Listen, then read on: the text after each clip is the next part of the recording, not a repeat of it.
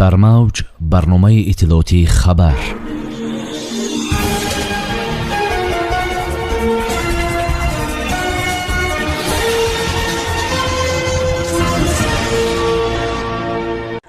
Дамирбек Олимов дар паи садамаи нақлиётӣ ба ҳалокат расид. падидаи нав: занҳои тоҷик ҳам алимент медиҳанд. кӯмаки мақомоти суғд ба беш аз 70 зиндонии собиқ дар соли гузашта. ҷалби бештари муҳоҷирон аз осиёи миёна ба бахши кишоварзии Русия. Ҷаборов гуфт, Русия бо буҳрони муҳоҷират рӯбарӯ намешавад. бо шарҳи бештари ин хабару рӯйдодҳо бо шумо ҳастам Мартаба Раҳмонова. салом.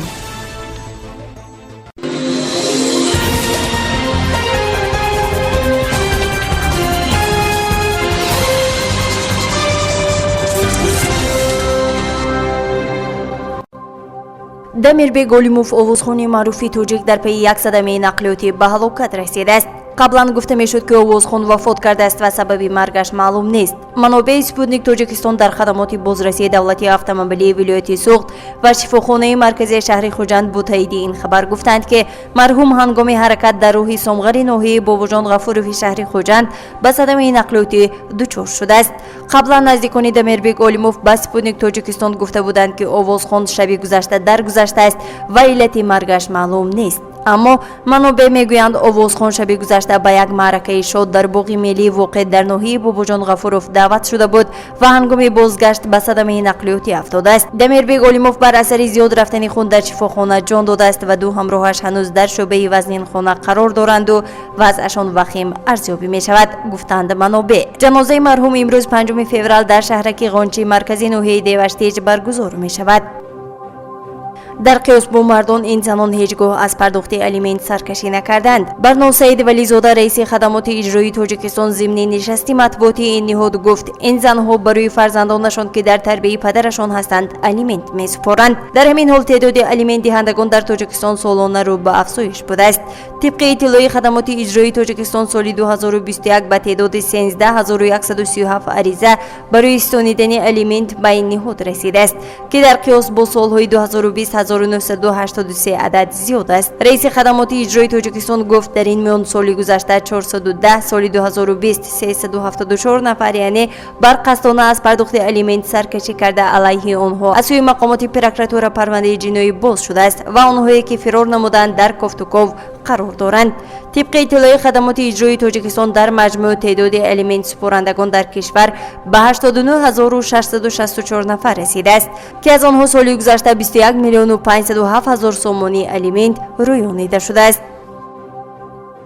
раёсати агентияи меҳнат ва шуғли аҳолӣ дар вилояти Суғд хабар додааст, ки соли сипарӣ шуда ба мақомоти меҳнат ва шуғли аҳолӣ дар вилоят 43150 шаҳрванд муроҷиат кард ва бо мусоидати онҳо 20290 корҷӯ соҳиби ҷойи кори доимӣ, мавсимӣ ва муваққатӣ гардид. ҳамчунин ин ниҳоди давлатӣ хабар додааст, ки соли гузашта ба мақомоти меҳнат ва шуғли аҳолӣ шаҳру ноҳияҳо 725 касе аз муассисаҳои иҷроии ҷазои ҷиноятӣ озод гардида муроҷиат намуданд, ки 170 нафарашон бо кор таъмин ва 540 каси дигар ёри пулӣ таъин гашта, 5 нафари он барои касбомӯзӣ ҳидоят шуданд. агентияи меҳнат ва шуғли аҳолӣ дар вилояти Суғд зикр кардааст, ки соли гузашта дар вилоят 269 ярмаркаи ҷойҳои кори хулӣ ва вазифаҳои озод баргузор гаштааст. агентия иттилоъ додааст, ки соли сипарӣ шуда тибқи муқаррароти санадҳои меъёрию ҳуқуқии соҳа 4263 кас дар маҷмӯъ бо маблағи беш аз 1 миллиону 784 ҳазор сомонӣ ёри пулӣ гирифтанд. ҷалби бештари муҳоҷирон аз осиёи миёна ба бахши кишоварзии Русия. то ҳол ба муҳоҷирон барои корҳои мавсимӣ ниёз дорад. иттилоъ дод РИА Новости дар истинод ба пурсише аз теъдоди аз раҳбарони иттиҳодияҳои ин соҳа. талаботи бахши кишоварзии Русия барои кори мавсимӣ, ки аксаран аз ҳисоби муҳоҷирони кишварҳои хориҷӣ наздик қонеъ карда мешавад, имсол ҳам зиёд аст. ба гуфтаи роҳбарони корхонаҳои соҳаи кишоварзӣ дар бахши агросаноатӣ, камбудии кадрҳо эҳсос намешавад ва хароҷот барои ҷалби коргарон метавонад афзоиш ёбад. бо норасоии коргарони хориҷӣ دهقانان روس 2 سال پیش در دوران سرزدنی پاندمی روبرو شدند. سپس در اوج پهنشوی بیماری کووید 19 روسیه برای ورود شدن مهاجران به این کشور محدودیت جاری کرد.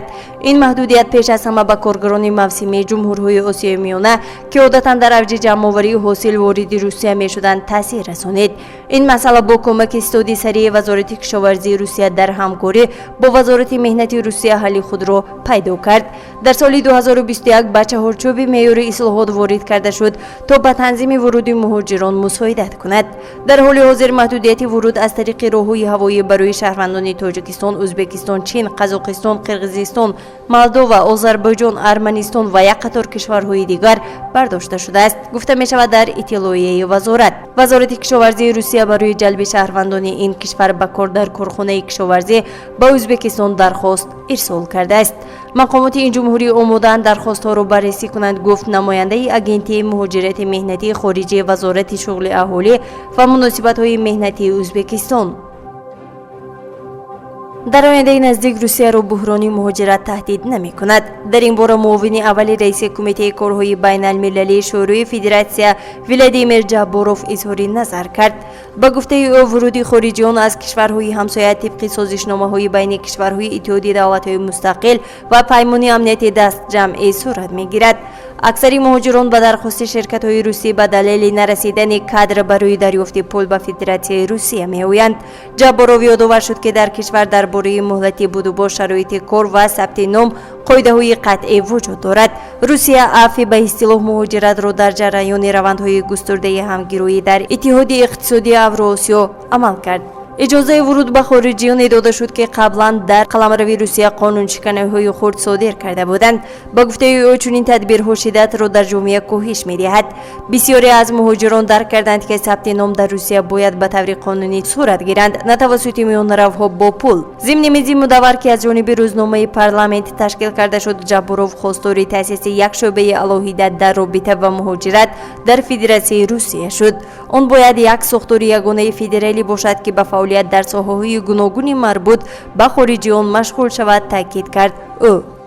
در همین جا رسیدیم به فرجام برنامه اطلاعاتی خبر. تا برنامه‌های دیگر تنسیت و پیروز باشید. خیر. برنامه اطلاعاتی خبر از رویدادهای تاجیکستان، منطقه و جهان آگاه باش.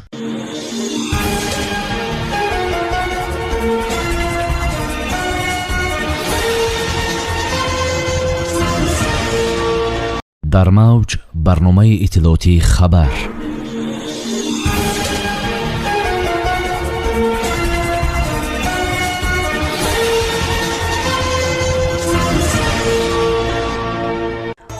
برنامه اطلاعاتی خبر از رویدادهای تاجیکستان، منطقه و جهان آگاه باش.